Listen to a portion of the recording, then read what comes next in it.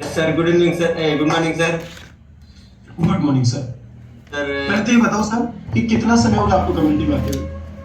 Sir मुझे करीब 5 साल कंप्लीट हो गया है। और जब ये कोरोना काल में ऑनलाइन क्लब चालू हुआ है, जब से क्लब चालू हुआ तब मैं कंटिन्यू हूँ सर। कोरोना काल क्या था सर? भूतकाल, भविष्य काल, वर्तमान काल, सुना मैंने एक अलग से ही काल बन दिया आप लोगों ने कोरोना काल में। कोरोना मतलब 2020 से सर, क्योंकि मैं सिस्टम में 2018 में आया था। और 20 से ये जब ऑनलाइन क्लास चालू हो गया तो क्लब चालू हुआ था। ऐसे फिजिकल क्लब यहाँ पे था नहीं जहाँ हम रहते हैं। और वर्चुअल क्लब सर बहुत ही जबरदस्त हुआ।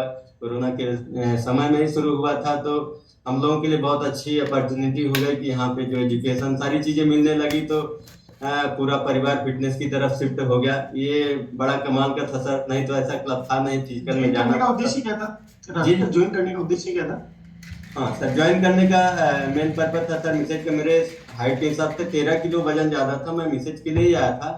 और 13 किलो वजन की वजह से बहुत सारे चैलेंजेस थे। और जिसको लेके सर मैं हमेशा परेशान रहता था, हॉस्पिटल के चक्कर ज्यादा लगाना पड़ता था। और ड्यूटी मेरी कम हो पाती थी, हम जैसे जॉब करते हैं तो ड्यूटी नहीं हो पाती थी। और मेरे घर में जो खाना है, खाने में पैसा कम, दवाइयों में ज़्यादा लगता था। तो इस तरह से मेरी ज़िंदगी सर चल रही थी। और ओके। जब जब हमारे कोच ने हमें इसके बारे में बताया तो शुरुआती दिनों में मुझे यकीन नहीं हो रहा था, 3 महीने लग गए उनको बताने में कि सर एक बार ट्राई करके देख लीजिए। जबकि वो भी जॉब करते थे और हम भी एक ही साथ जॉब करते थे, साथ में आमने सामने बैठ के हम दोनों लोग लंच करते थे। और वो हर दिन बताते थे, ऐसा कोई दिन नहीं रहता था जिस दिन वो ना बताएं इस सिस्टम के बारे में। और मैं सुनता जरूर था, पूरा बैठ के सुनता था, लेकिन एक कान से सुन के दूसरे कान से निकाल देता था, मेरा ये कंडीशन था।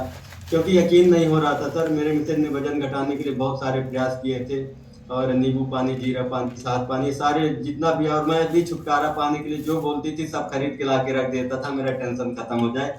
बस मेरा माइंडसेट ऐसे ही था। और प्रयास हम चाहते थे कि वजन घट जाए, और वजन बढ़ रहा था तो चैलेंज तो थे ही सर। हाँ, सुबह सुबह हाथ की मुट्ठी नहीं भरती थी, कमर दर्द बहुत ज्यादा होता था, जिसको लेके मैं हमेशा परेशान इस बात के लिए रहता था।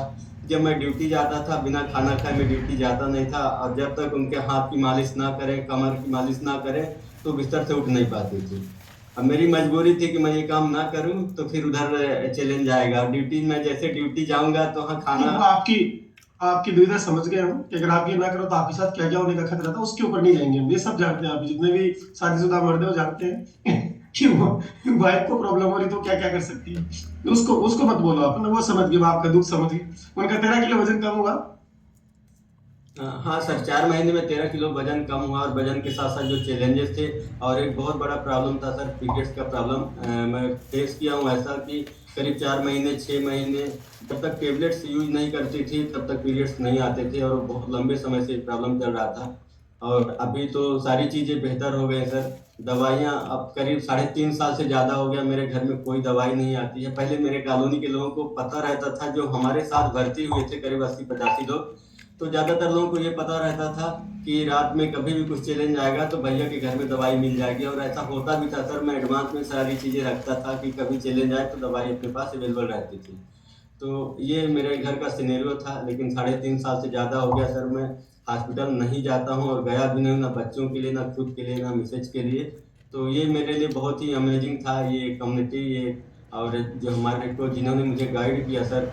और जैसा हमारे कोच ने सर बोला, मैं कभी दिमाग भी नहीं लगाया हूँ, जैसा जैसा उन्होंने बोला मैं ए टू जेड फॉलो किया था। और उनके गाइडेंस में सारी चीज़ें हमने की है। और वो हमेशा गाइड भी करते हैं सर। यहाँ की सबसे बड़ी बात है कि हाथ पकड़ के आगे ले जाने का प्रयास कोच का जो रहता है, ये भी बहुत बड़ी बात है सर। तो इन सारी चीज़ों बढ़िया को सर। जब। अपने क्वेश्चन पे आते हैं राजेश सर। आपका मिसेस का जबरदस्त रिजल्ट आया और चीजें सही हुई, जो परेशानियां थी वो धीरे धीरे खत्म हुई। तो ये सुबह उठने वाला पंगा क्या था? ये चैलेंज था आपके साथ? हाँ सर, सुबह उठने वाला चैलेंज ये था कि जैसे बच्चे उस समय बच्चे नहीं थे, तो बहुत छोटे थे, स्कूल जाना नहीं होता था। तो सबसे बड़ी बात यह है कि हम 7:30 बजे के आसपास उठते थे, और जल्दी से ये कि नहाए वगैरह और खाना खाए और सीधे ड्यूटी जाना रहता था।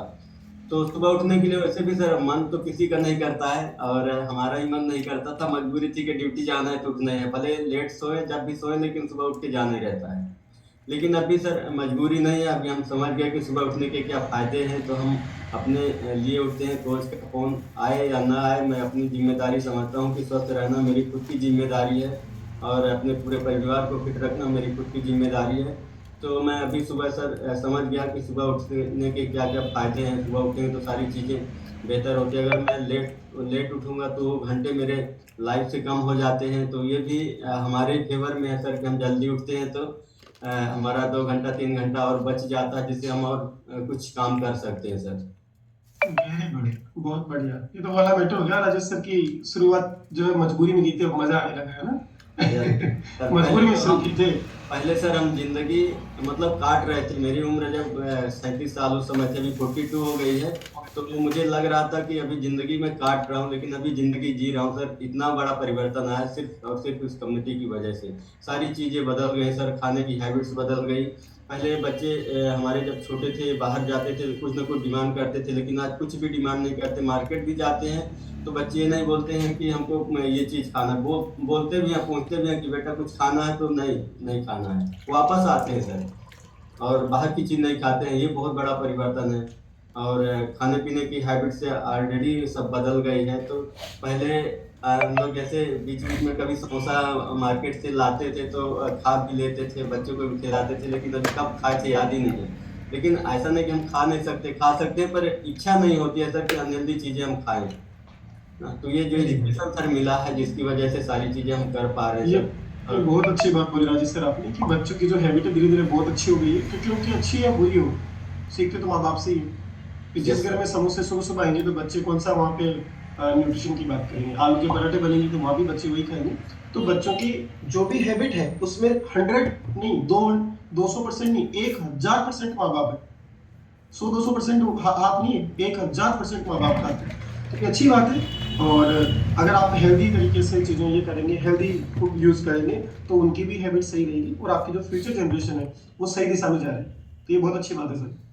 सर और सलाद वगैरह थैंक सर यू हम सो लोग जो मच। खाते थे सर, तो पूछिए। पहले खाने के साथ ही खाते थे, तो वो सीखे। अब बच्चे भी वैसे कर रहे हैं। तो सारे जो यहाँ पे अच्छी-अच्छी जो चीज़ें सिखाई जाती हैं, ऑलरेडी बच्चे देख के ऑटोमेटिक करते हैं और इनका भी आपकी हैबिट ट्रांसफर हो रही है ना। Thank you so much Rajesh sir, बड़ा अच्छा जबरदस्त रिजल्ट है, मेनका भी बहुत जबरदस्त रिजल्ट है।